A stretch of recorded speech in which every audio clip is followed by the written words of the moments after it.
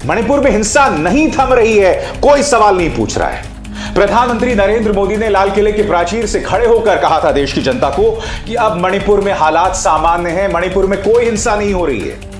मणिपुर जो है वो शांति की तरफ बढ़ रहा है और अब वहां शांति बहाली से कोई नहीं रोक सकता। ये शब्द थे प्रधानमंत्री नरेंद्र मोदी के, यह आश्वासन था देश की जनता को। मगर आपके सामने एक खबर जिसकी तरफ मैं आपका ध्यान खींचना चाहता हूं। हालेलुया, जय मसीह के प्रियो। जैसा आज हम सब मणिपुर में हुए कई ऐसे बेहद शर्मनाक हरकतों से अनजान नहीं हैं। वहां के हालातों को लेकर आज सभी चिंतित हैं कि वहां किस प्रकार की बर्बरता की गई है। ऐसे ही एक और भी केस सामने आया है जहां हमें पता चलता है कि वहां की स्थिति में कोई सुधार नहीं हुआ है। आज हम एक ऐसी प्रूफ आपके सामने रखेंगे जहां ये से पता चलता है कि वहां की स्थिति अभी भी वैसी ही बनी हुई है। अभी इसी 15 अगस्त के दिन लाल किले से प्रधानमंत्री नरेंद्र मोदी जी बोलते हैं कि मणिपुर में हालात ठीक हो गए हैं, सब कुछ ठीक हो गया है, पर ऐसा बिल्कुल भी नहीं है। आप इस वीडियो को देखिए। प्रधानमंत्री नरेंद्र मोदी ने लाल किले के प्राचीर से खड़े होकर कहा था देश की जनता को कि अब मणिपुर में हालात सामान्य हैं, मणिपुर में कोई हिंसा नहीं हो रही है। मणिपुर जो है वो शांति की तरफ बढ़ रहा है और अब वहां शांति बहाली से कोई नहीं रोक सकता। ये शब्द थे प्रधानमंत्री नरेंद्र मोदी के, यह आश्वासन था देश की जनता को। मगर आपके सामने एक खबर जिसकी तरफ मैं आपका ध्यान खींचना चाहता हूं। मणिपुर के नागा बहुल इलाके में 3 लोगों की मौत हो गई है। पिछले 24 घंटे की खबर है। मैं आपसे पूछना चाहता हूं प्रधानमंत्री से, उनके उस आश्वासन के बारे में कौन सवाल पूछ रहा है?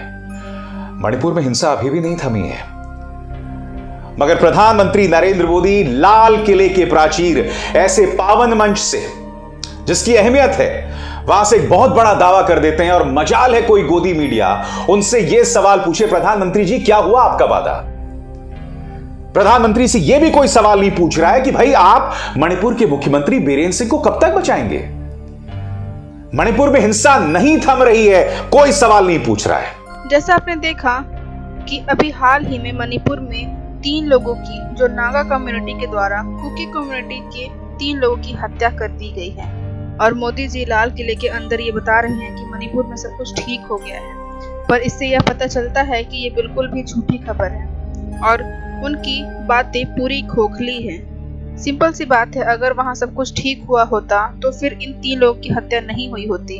प्रियो, मणिपुर में आज भी वही हालात बने हुए हैं। आज भी मणिपुर जल रहा है, वहाँ मारपीट तोड़फोड़ हो रही है। बीजेपी सरकार बीरेन सिंह कुछ भी करने को तैयार नहीं है। अगर ये उनसे रोका नहीं जा रहा तो ये अपने पद से इस्तीफा क्यों नहीं दे देते? पता नहीं, समझ ही नहीं आता कि कैसे नरेंद्र मोदी इन सारे बातों को इतने इजीली कैसे ले सकते हैं। देश के प्रधानमंत्री होते हुए भी उनको किसी बात की चिंता ही नहीं है।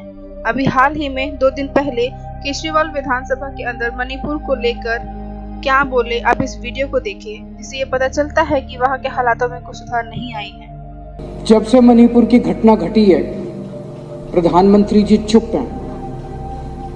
मणिपुर के अंदर 6500 एफआईआर हो गई 190 दिन के अंदर। 3 मई से लेकर 31 जुलाई के बीच में 6500 एफआईआर हो गई। प्रधानमंत्री जी चुप रहे। मणिपुर में 4000 लोगों के घर जला दिए गए। प्रधानमंत्री जी चुप रहे। 60,000 लोग बेघर हो गए। प्रधानमंत्री जी चुप रहे। 150 से ज्यादा लोगों की मौत हो गई। प्रधानमंत्री जी चुप रहे। 350 धार्मिक स्थल जला दिए गए। प्रधानमंत्री जी चुप रहे। आपने जैसा देखा कि वहाँ कितने लोग बेघर हो गए हैं, कितने लोगों की मृत्यु हो चुकी है, कई धार्मिक स्थल जलाए गए हैं। आप धार्मिक स्थलों में मंदिर या मस्जिद को ना गिनिएगा, ये हमारे चर्चेस को लगभग 300 से भी अधिक चर्चेस को जलाए गए हैं। आज यह साफ है कि क्रिश्चियंस को ही डायरेक्ट टारगेट किया जा रहा है। आपने जिस तरह अभी तक मणिपुर को अपने दुआ में याद रखा है, उसी प्रकार आगे भी रखें ताकि परमेश्वर उनकी सहायता करे, अपने सामर्थ्य से भरे। हालेलुया। प्रियो, यह वीडियो आपको कैसी लगी? आप इस वीडियो को शेयर करें ताकि लोगों तक हमारे प्रधानमंत्री नरेंद्र मोदी जी की नाकामी सबके सामने आए। बाकी आप अपनी राय हमें कमेंट सेक्शन में बता सकते हैं। परमेश्वर आप सभी को आशीष दे। जय मसीह।